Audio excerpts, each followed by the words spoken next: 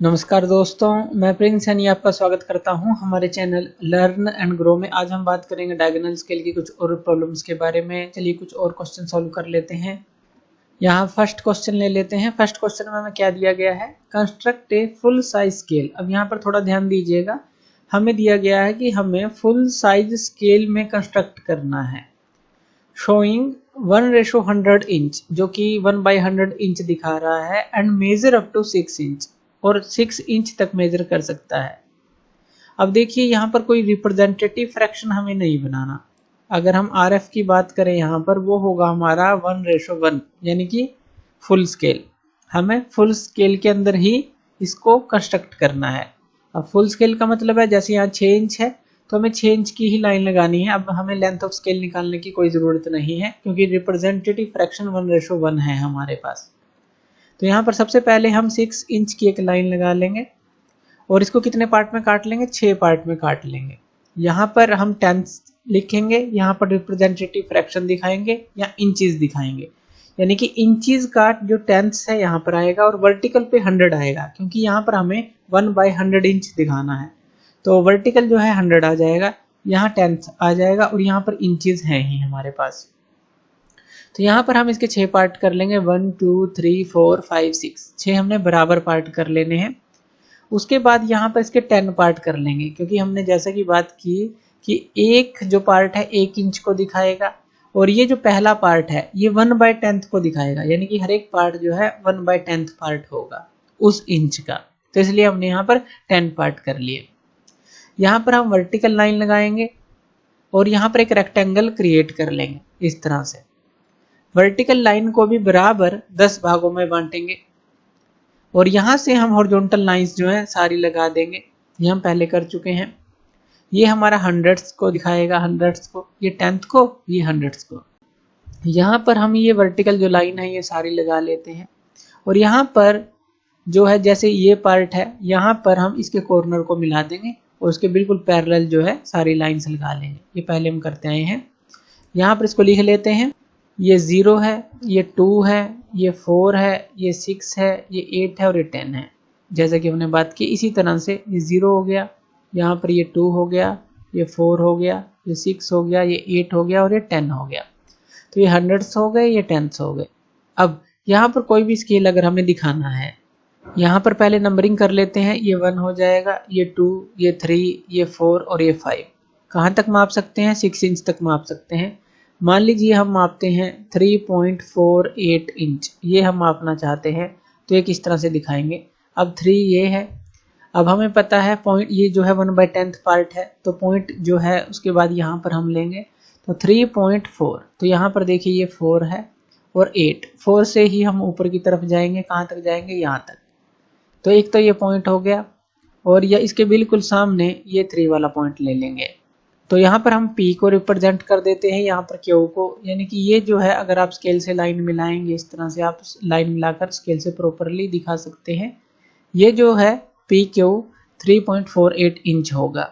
इसी तरह से मान लीजिए आप बताना चाहते हैं 2.65 इंच, ये बताना चाहते हैं, तो यहाँ पर 2 ये है, 0.6 यानी कि ये 6 हो गया, और 5 है, 6 से ऊपर की तरफ जाएंगे, ये 5 हो गया, तो ये 6.5 हो गया। पॉइंट के बाद 6.5, और इसके बिल्कुल सामने ये 2 पर लगा देंगे।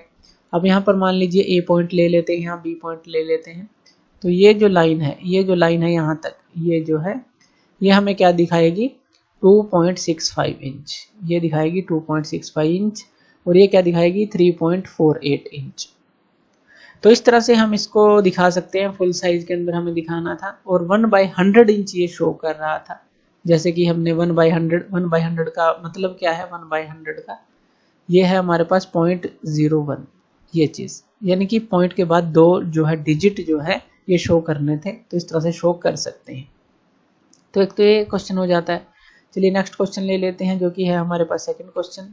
सेकंड क्वेश्चन में हमें क्या दिया गया है, the area of a field is 98,000 square metre. किसी फील्ड का एरिया हमें दिया गया है इतना, और लेंथ और ब्रेथ जो है उसी फील्ड की ऑन द मैप के ऊपर दी गई है। जो लेंथ है 20 सेंटीमीटर, और ब्रेथ जो है 4 सेंटीमीटर दी गई है। अब यहाँ पर लिख लेते हैं जो चीज़ें हमें गिवन है। यानी कि जो एरिया ऑफ फील्ड है वो हमें कितना दिया गया है, वो हमें दिया गया है 98,000 स्क्वायर मीटर। उसके बाद जो मैप के ऊपर है एरिया, तो वो भी यहां से भी एरिया निकाल सकते हैं, एरिया ऑन द मैप ये निकाल लेते हैं। ये क्या आ जाएगा, लेंथ इंटू ब्रेथ, यानी कि 20 इंटू 4 सेंटीमीटर। ये कितना आ गया हमारे पास, 80 सेंटीमीटर का स्क्वायर, ये कह लीजिए। जैसे यहाँ मीटर का स्क्वायर है, स्क्वायर मीटर यानी मीटर का स्क्वायर, या सेंटीमीटर का स्क्वायर आ गया। है तो सेम ही फील्ड का एरिया, यानी कि एरिया ऑफ फील्ड जो है इतना दिया गया है, मैप के ऊपर लेंथ और ब्रेथ हमें दी गई है, तो हमने उससे एरिया निकाला, ये आ गया। यानी कि दोनों को हम इक्वल रख सकते हैं, ये फर्स्ट मान लीजिए, ये सेकंड मान लीजिए। तो हम रख लेते हैं 98,000 जो स्क्वायर मीटर है, इसको इक्वल रख लेते हैं जो 80 स्क्वायर मीटर लिख लेते हैं, इसको भी सेंटीमीटर स्क्वायर को, यानी कि स्क्वायर सेंटीमीटर लिख लेते हैं। तो इस तरह से जैसे यहाँ स्क्वायर मीटर लिखा है, इसको भी स्क्वायर सेंटीमीटर लिख लेते हैं। अब यहाँ से अगर हम 1 स्क्वायर सेंटीमीटर को निकालें तो वो कितना होगा हमारे पास, यानी कि स्क्वायर सेंटीमीटर को निकालें, इसके डिवाइड में 80 चला जाएगा। तो यहाँ पर ये क्या आ गया, 98,000 डिवाइड में 80, और ये क्या है हमारा यहाँ पर स्क्वायर मीटर है। तो हमने स्क्वायर सेंटीमीटर निकाल रहे हैं, ध्यान दीजिएगा। स्क्वायर सेंटीमीटर क्या होगा, 80 इसके नीचे चला जाएगा, ये हो गया। यहाँ पर कट आउट करेंगे, यहाँ पर ये क्या आ जाएगा, 8 1 जा 8, और यहाँ पर 1 बचा, 8 2 जा 16, 2 बचा, और 8 2 जा 16, 4 बचा, 8 5 जा 40, 1225 स्क्वायर मीटर आ गया। यानी कि 1 स्क्वायर सेंटीमीटर, ध्यान से देखिएगा, 1 स्क्वायर सेंटीमीटर किसके बराबर आ गया, 1225 स्क्वायर मीटर के बराबर आ गया। अब यहाँ पर देखिए 1 सेंटीमीटर का स्क्वायर कह लीजिए, ये इतने मीटर स्क्वायर के बराबर है। और अगर यहाँ पर हम सिर्फ 1 सेंटीमीटर की बात करें, यानी कि सिर्फ 1 सेंटीमीटर को निकाल लें, तो इसका अंडर रूट हो जाएगा। तो 1225 का अंडर रूट होता है 35, और यहाँ पर स्क्वायर मीटर था तो सिर्फ मीटर रह जाएगा। यानी कि 1 सेंटीमीटर जो है हमारा 35 मीटर के बराबर आ जाता है। अब यहाँ से हम रिप्रेजेंटेटिव फ्रैक्शन को निकाल सकते हैं, जो RF है वो क्या होगा, यहाँ पर देखिए ये हो जाएगा 1/35। रिप्रेजेंटेटिव फ्रैक्शन को निकाल रहे हैं, 1 क्या है, ये सेंटीमीटर है, और 35 क्या है, मीटर है। मीटर को सेंटीमीटर में कन्वर्ट कर लेते हैं, तो यहाँ पर 1 डिवाइड में क्या आ जाएगा, 3500। तो मीटर को सेंटीमीटर में कन्वर्ट कर लिया, सेंटीमीटर सेंटीमीटर कट आउट हो गया, यानी कि 1/3500 जो है हमारे पास रिप्रेजेंटेटिव फ्रैक्शन आ जाता है। तो RF की वैल्यू हमें निकालनी थी, तो हमें यहाँ पर एक डायगोनल स्केल को बनाना है जो कि 500 मीटर तक रीड कर सके, यानी कि मैक्सिमम लेंथ दे रखी है।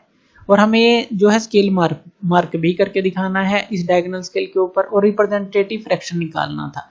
रिप्रेजेंटेटिव फ्रैक्शन हमने यहाँ पर निकाल लिया। अब हमें लेंथ ऑफ स्केल निकालनी है।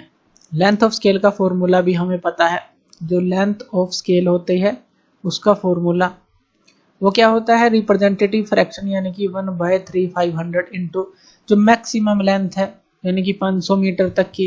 तो इसको भी हम सेंटीमीटर में ही लिखेंगे, 500 इंटू 100 सेंटीमीटर में लिखेंगे, क्योंकि हमें लेंथ ऑफ स्केल जो है सेंटीमीटर में ही हम निकालेंगे। तो यहाँ पर हम इसको कट आउट कर लेंगे, ये कट आउट हो गया, 5 7 जा 35, ये 100/7 आ जाता है हमारे पास, 100/7। और जब 100 को हम 7 से डिवाइड करेंगे तो हमें क्या मिलता है, ये हमें 14.28 के करीब मिल जाता है। अगर हम पॉइंट के बाद दशमलव के बाद सिर्फ 2 यूनिट लेते हैं, यहाँ पर 2 नंबर लेते हैं, इतने के लगभग हम एक लाइन लगा लेंगे, यानी कि 14.28 सेंटीमीटर हमें लाइन लगानी है। और यहाँ पर 500 मीटर है, 500 मीटर है, यानी कि हम उसके कितने पार्ट कर लें, 5 पार्ट कर लें। जो एक पार्ट है, यानी कि जो एक पार्ट है वो कितना दिखाए, 100 मीटर के करीब दिखाए। तो इस तरह से 5 पार्ट हमें करने हैं, जो कि 500 मीटर दिखाएगा, क्योंकि मैक्सिमम जो रीड कर सकता है इतना है। तो हमें लेंथ ऑफ स्केल मिल गई, इतने की लाइन लगानी है, और उसके 5 बराबर पार्ट कर लेने हैं। रिप्रेजेंटेटिव फ्रैक्शन हमें मिल चुका है, तो चलिए अब इसको सोल्व करते हैं। तो यहाँ पर पहले तो हम एक लाइन लगा लेंगे, कितनी लंबी लाइन लगानी है, जो अभी हमने स्केल निकाला, लेंथ ऑफ स्केल 14.28 सेंटीमीटर के करीब, और उसके बराबर 5 पार्ट कर लेंगे। और यहाँ पर रिप्रेजेंटेटिव फ्रैक्शन को दिखा देंगे जो हमने निकाला, और मीटर्स है यहाँ पर, तो मेन जो यूनिट है यहाँ पर दिखा देंगे। और इसके बराबर 5 पार्ट कर लेंगे। 1 2 3 4 5 5 पार्ट हमने कर लिए।